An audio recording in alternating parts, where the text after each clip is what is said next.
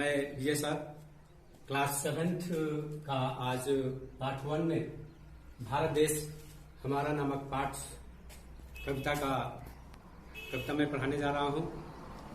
इस कविता का उद्देश्य है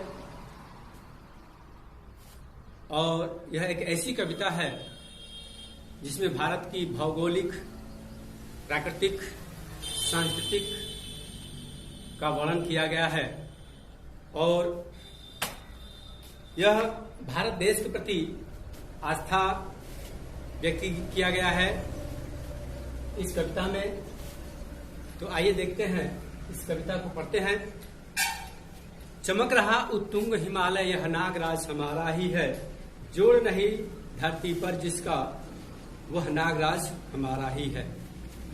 ठीक है, क्या कर रहा है कवि? कहना चाह रहा है कि चमक रहा उत्तुंग हिमालय। उत्तुंग हिमालय मतलब उन्नत हिमालय। इस धरती पे इस हिमालय का कोई मुकाबला नहीं कर सकता। ठीक है, और यह नागराज, नागराज मतलब नागराज, इसमें आया है नागराज, जिसका अर्थ है पर्वतों का राजा। पर्वतों का राजा। आप जानते हैं कि हिमालय की ऊंचाई 8,848 मीटर है, जो कि हमारी बहुत ही रक्षा करता है और भारत देश का सरताज भी कहलाता है। कह कि चमक रहा उत्तुंग हिमालय, यह नागराज हमारा ही है।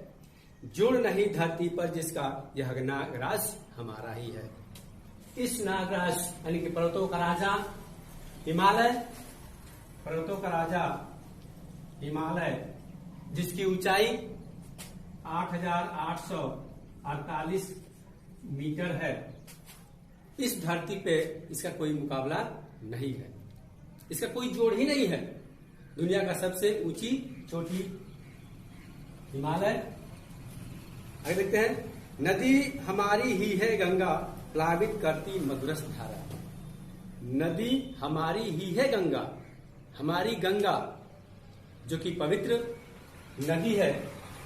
इसमें ब्रिटेन में एक, मैं बता दूं आपको, ब्रिटेन में एक शोध हुआ है इस गंगा नदी के पानी पर, जिसमें कहा गया है कि इसमें अगर बैक्टीरिया अगर पाए जाते हैं तो वो 3 मिनट से अधिक तक जीवित नहीं रह सकते। इसलिए भारत की जो सबसे लंबी और पवित्र नदी है वो गंगा नदी है।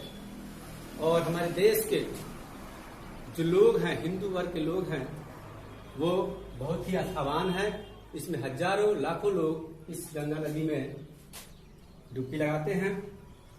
प्लावित करती मधुरस धारा, बहती है क्या कहीं और भी ऐसी पावन कलकल धारा। नदी हमारी ही है गंगा, हमारी ही गंगा पवित्र नदी है, जो कि प्लावित मधुरस धारा बहती है। मधुरस धारा प्लावित करती है, बहती है। बहती है क्या कहीं और भी? क्या हमारी पवित्र नदी गंगा की तरह कहीं और देश में ऐसी कोई पवित्र नदी है? नहीं है। ठीक है, जिसका पानी अगर हम रख दें सालों साल तक तो इसका पानी खराब नहीं होता है। और मैं बता दूं एक चीज और, गंगा नदी का उद्गम उत्तराखंड के उत्तरकाशी से हुआ है, जो कि आकर के बंगाल की खाड़ी में मिलती है। ठीक है, आगे चलते हैं। सम्मानित जो सकल विश्व में, महिमा जिनकी बहुत रही है। अमर ग्रंथ वे सभी हमारे, उपनिषदों का देश यही है। सम्मानित जो सकल विश्व में, जो संपूर्ण विश्व में जो सम्मानित है, मान सम्मान है हमारे देश का, पूरे देश में, जो कि महागुरुओं का देश कहा जाता है, धर्म गुरुओं का देश कहा जाता है। कहते हैं कि आज भी लोग इस भारत देश में जन्म लेने के लिए तरसते हैं। महिमा जिनकी बहुत रही है हमारे देश के ऊपर, उन गुरुओं का, उन ऋषि मुनियों का बहुत ही महिमा रहा है। अमर ग्रंथ वे सभी हमारे, उपनिषदों का देश यही है। अमर ग्रंथ जैसे रामायण, महाभारत, अथर्ववेद यजुर्वेद, सामवेद, ये सभी हमारे जो है प्राचीन काल से चलते आ रहे हैं। ये अमर ग्रंथ हैं जिसका हमारे देश में बहुत ही मान सम्मान के साथ इसको पढ़ते हैं और इसका नाम लिया जाता है। तो इसीलिए कहते हैं कि उपनिषदों का देश है, यही है, हमारा ही है। गाएंगे यश सब इसका, यह है स्वर्णिम देश हमारा, आगे कौन जगत में हमसे, यह है भारत देश हमारा। गाएंगे यश हम सब इसका, यश, यश मतलब जिसे प्रसिद्धि होता है, यश मीन्स प्रसिद्धि। क्या करें कि गाएंगे हम सब इसका यश, हम इस भारत देश का प्रसिद्धि के बारे में हम चारों तरफ अपने देश के जो गौरवान्वित देश है उसका हम महिमा करेंगे। फिर यह है स्वर्णिम देश हमारा, ये हमारा स्वर्णिम देश है। इस देश का जैसा, हमारे भारत देश जैसा आज तक कोई इस विश्व में नहीं है। आगे कौन जगत में हमसे, यह है भारत देश हमारा, हमारे देश से आज तक कोई आगे नहीं हुआ है। प्राचीन काल से ही हम कहते हैं कि भारत सोने की चिड़िया कहा जाता था और आज भी है, लेकिन परिस्थिति कुछ और थी और आज परिस्थिति कुछ और है। फिर यह है भारत देश हमारा, यही भारत देश हमारा है जो कि पूरे विश्व में आज परचम लहरा रहा है। यह है भारत देश हमारा, महारथी कई हुए यहाँ पर, यह है देश मही स्वर्णिम। ठीक है, यह है भारत देश हमारा, यह है देश मही स्वर्णिम, ऋषियों ने तब किए जहां पर। आज हजारों साल पहले इस भारत भूमि पे ऋषि मुनियों ने रहकर के तप किया, अपने हड्डियों तक गला दिए। जैसे दधीची, दधीची का नाम आपने सुना है? नहीं तो देखिए, दधीची एक ऐसा ऋषि थे जिन्होंने अपने हड्डियों से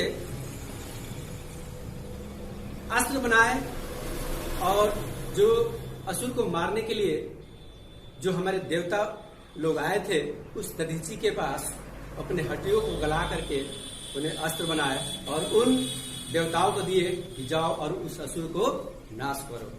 तो क्योंकि ऐसा कोई अस्त्र नहीं बना था जिससे उस असुर का वो देवता उसका नाश कर सके, मार सके, इसलिए उन्होंने, उन देवताओं ने इनसे विनती की कि आपके हड्डियों से ही वो अस्त्र बन सकता है जिससे हम उस असुर को मार सकते हैं।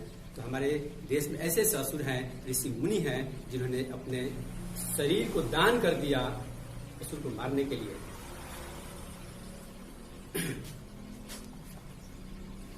यह है देश मही का स्वर्णिम, मही मतलब पृथ्वी, ऋषियों ने तब किए जहां पर, यह है देश जहां ऋषियों के गुंजे मधुमेह गान कभी थे, यह है देश जहां पर बनते सर्वोत्तम सम्मान सभी थे।